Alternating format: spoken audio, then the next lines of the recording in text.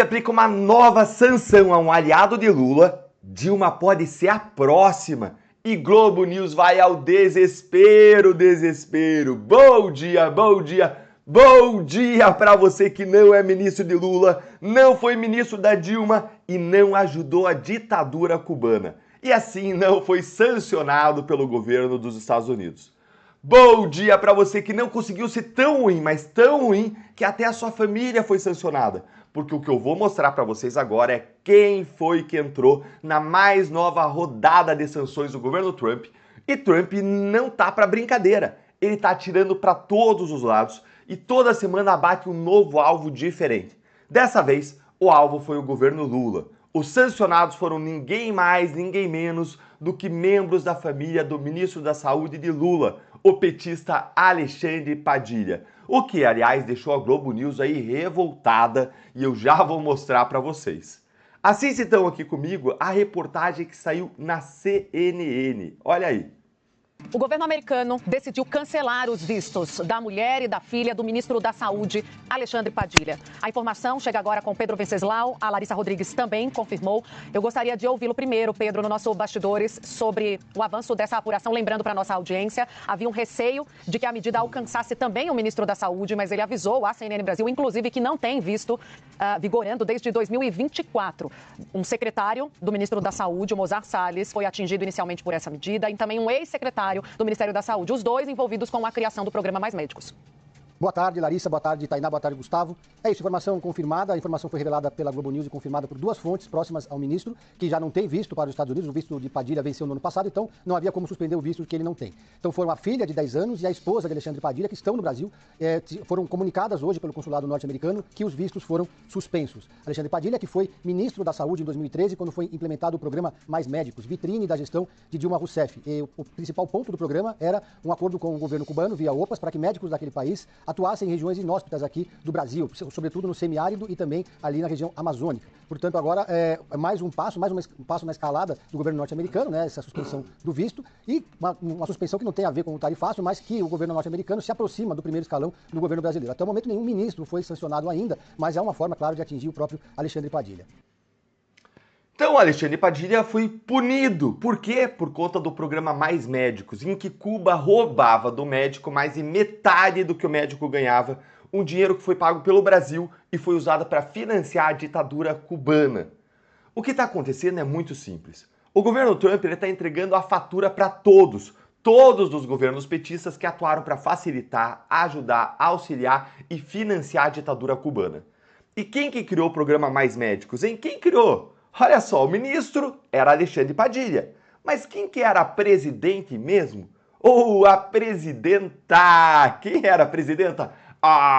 Logo o governo Trump vai lançar também o seu próprio programa. O programa Mais Sanções. O Mais Magnitsky, e Dilma Rousseff pode ter entrado agora na fila.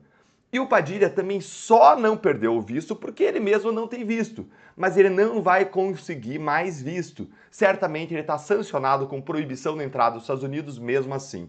É, pessoal, tchau, Mickey. E aí, assistindo a isso, a gente tem que pensar o seguinte. Se o governo Trump está punindo agora a gente que estava no governo Dilma lá atrás e implementou mais médicos no Brasil há mais de 10 anos, o que será que vai acontecer com quem está ajudando hoje o ministro Alexandre de Moraes, punido, sancionado pela Magnitsky, hein? Vocês conseguem imaginar o que vai acontecer com todo mundo que está aparecendo ao lado do ministro, prestando apoio, ajuda, solidariedade? Lembre, foi punido agora quem ajudou a ditadura cubana, sancionada. E quem ajuda um sancionado Alexandre de Moraes por uma sanção bastante severa, Magnitsky, que será que vai acontecer, hein? E os bancos que estão dando aquele verdadeiro migué, fazendo uma interpretação benéfica da Magnitsky para dizer que não, veja bem, olha só, a Magnitsky só proíbe Moraes de fazer transações em dólar, não vai proibir ele de ter contas em reais aqui no Brasil. Ah, não é? Ah, é? Pois olha só isso aqui, ó. Em uma verdadeira humilhação para o ministro da Fazenda de Lula, o Fernando Haddad, que tinha uma reunião com o secretário do Tesouro americano, Scott Bessent, mas que foi cancelada. Sabe quem que foi lá e se reuniu com o Scott Bessent lá em Washington, no mesmo dia em que deveria acontecer a reunião do Haddad por Zoom? Dá uma olhadinha aqui em quem, ó. Olha aí, ó. Gente, que humilhação pro Haddad. Que vexame diplomático e político, que vergonha. E, aliás, o Bessent disse na reunião que não existem duas Magnitskys, dois níveis de Magnitsky. Não tem essa história aí dos bancos de não, é só moeda em real, é só moeda em dólar, não é moeda em real. Não tem nada disso. E olha, gente, a falta de acesso e prestígio do governo Lula com o governo Trump. Eduardo e Paulo Figueiredo estão fazendo o governo Lula de gato-sapato. Voltando aqui para os bancos, gente. Eles logo eles vão pagar um preço caríssimo por protegerem morais da Magnitsky. Olha o que saiu na coluna do Lauro Jardim aqui no Globo. Olha aí. Em reunião com o Bessent, Eduardo Bolsonaro relata descumprimento de lei Magnitsky por bancos brasileiros. A reunião de Eduardo Bolsonaro e Paulo Figueiredo com Scott Bessent na quarta-feira serviu para que os dois brasileiros levassem ao secretário de Tesouro de Donald Trump um relatório sobre como a lei Magnitsky está sendo interpretada pelos bancos brasileiros. De acordo com Figueiredo, o material entregue a Bessent incluía reportagens publicadas na imprensa brasileira sobre a aplicação da lei no ministro Alexandre de Moraes, ou seja, reportagens que relatam que Moraes não teve suas contas correntes suspensas pelos bancos de onde é cliente. Ainda segundo Figueiredo, Bessent disse que a lei é uma só, não tem dois níveis de lei, e que prometeu tomar providências. Tomar providências. Gente, o bambu vai gemer. Muita gente gosta já dessa expressão aí, né? Diz que gosta aí nos comentários e o bambu vai gemer. Vem chumbo grosso por aí. E agora, gente, como eu prometi para vocês, para fechar com chave de ouro, veja só a revolta, a indignação e o verdadeiro clima de velório na Globo News com a notícia de que sancionaram a família do ministro da Saúde, o Alexandre Padilha. Acompanha aí. Que absurda todas as decisões, mas assim, é uma perseguição implacável. Gente, será? Opa, perseguição implacável, absurda. Será que ela tá falando do Bolsonaro? Perseguição implacável. Será que ela tá falando das pessoas simples do 8 de janeiro? Que crueldade. Será? Vamos seguir assistindo. Imagine você, Valdo, Daniel, da PF Flávia, que é isso?